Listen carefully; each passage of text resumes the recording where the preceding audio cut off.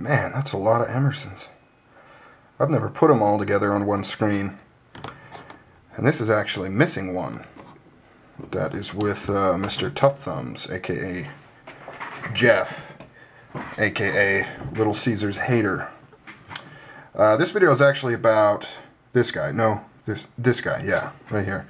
The Mini CQC-15. I wasn't going to do a dedicated video on it, but I got like 2 or 3 requests from people wanting me to talk about it. So here I am. It'll be a quick video, just because, kind of like I mentioned, a lot of the same features and philosophy and uses and all that stuff is shared by Emerson knives. One thing Emerson does is he does new designs, but they all follow the same basic flow. So all it really is a different design.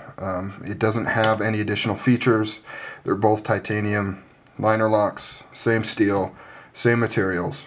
And in the case of the Mini CQC-8 or the Horseman, relatively the same size. So really the only thing you're dealing with is, oh, and also steel. It's all the same thickness.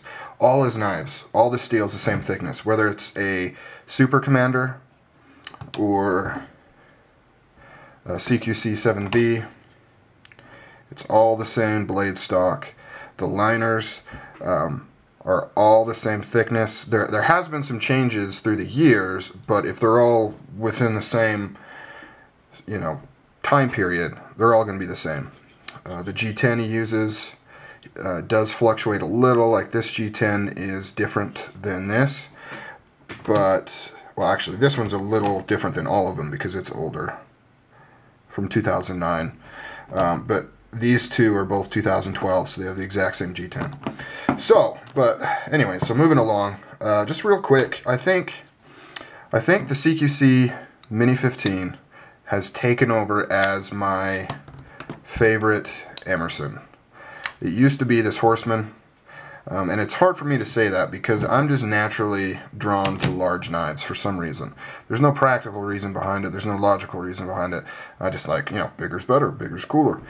So saying that a mini version is my favorite is quite a leap for me, but all things aside, it just makes more sense. It fits in the hand perfectly, both of these. Of course, I'm talking about the Mini CQC-15 in this one. Whereas like the Super Commander is cool because it's so big, but it's too big for me to absolutely love in terms of carry and things like that, but it's a killer knife. Anyways, video's not about that. It's about this.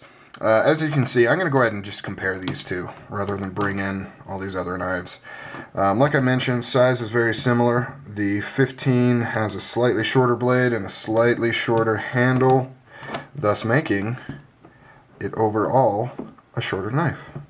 So it is pretty small. So you can see there it's actually substantially smaller than the Mini 8. The ergos on here, excellent. This has kind of that the reverse choil. I'm sure it has a name back here. How it kind of like the Cold Steel Spartan, how it just wraps around like that. This is the most comfortable grip for this knife for me. Here I run into a little bit of problems in the back just because I got such fat hands. Some of you with smaller hands might not have that problem. But I think this is taken over as kind of the recommended intro Emerson. It's a pretty close tie between these two, but I think I'm leaning towards this one.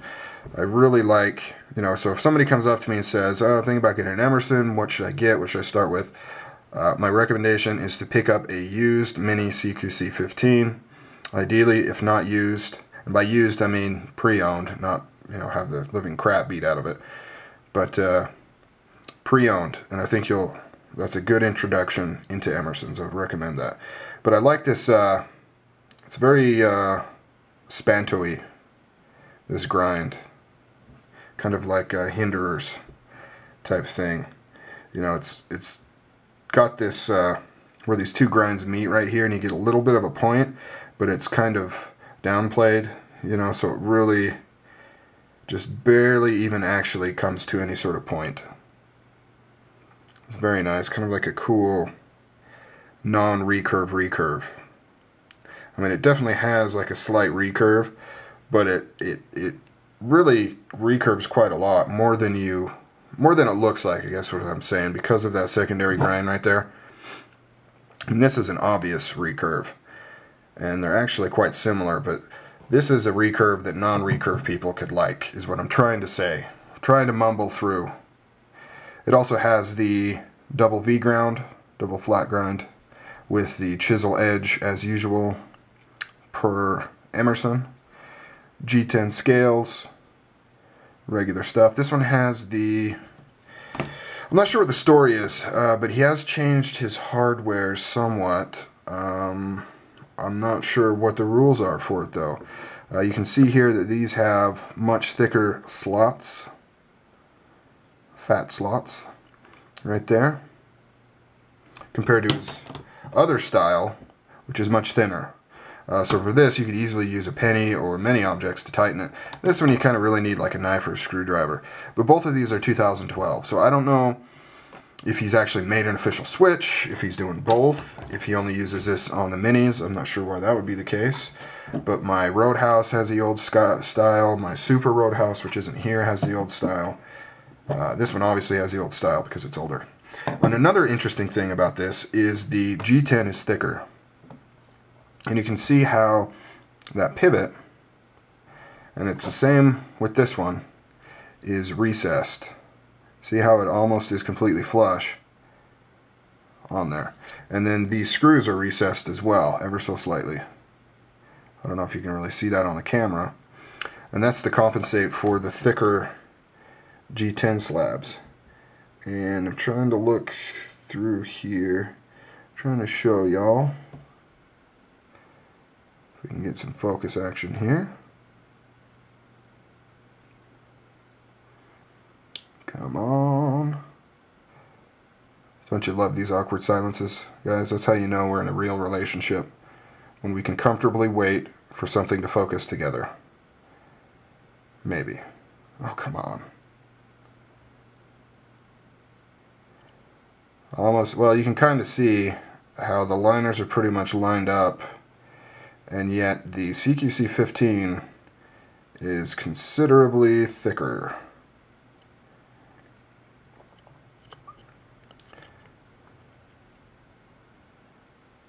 Right there. I can't believe this isn't focusing. How embarrassing.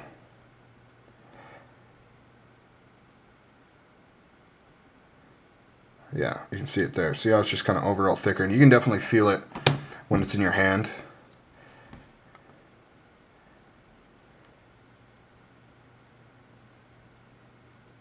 You can see, maybe you can see, thicker than the Roadhouse. So yeah, anyways, that was my point. Sorry for the focus problem. In retrospect, that was kind of a waste of time. But yeah, so that is interesting that this is thicker G10. And like I said, I don't know if Emerson has done some kind of switch or what the deal is, or if he kind of just uses whatever's around. I don't know. But this particular version definitely has thicker G10, and I actually like it. It fills the hand very, very well. And man, I don't know what it is about Emerson's. I'll have, I'll be playing with my ZT, which is, fairly expensive for a production knife. Titanium slabs. It's got Hinder's name behind it. Very nice execution. Fit and finish is excellent. It's got a bearing system. It's got a flipper. High quality steel. And, I'll take out my Mini 15 and just marvel in its glory for some reason. And I think a lot of that goes down to some makers nowadays are forgetting the basics. They get caught up in fancy textures. They get, and I'm not knocking this knife. This is what I have next to me that, isn't an Emerson. But it, they get caught up in different steels and textures and maybe action and things like that, and they kind of, sometimes they skip over like the basic stuff, the ergonomics, how it feels, how it's balanced. I don't hear very many makers, sellers talking about the balance of a knife. just how it feels in your hand, as well as how easy it is to disengage the lock. I mean, that is just, I mean, it's just perfect. It's like the perfect amount of tension when you're disengaging that lock. No stick whatsoever. I've never had any, out of all of these Emersons, I've never had a single one have any sort of lock face problem where it was slipping, or it was sticky, or it wore funky.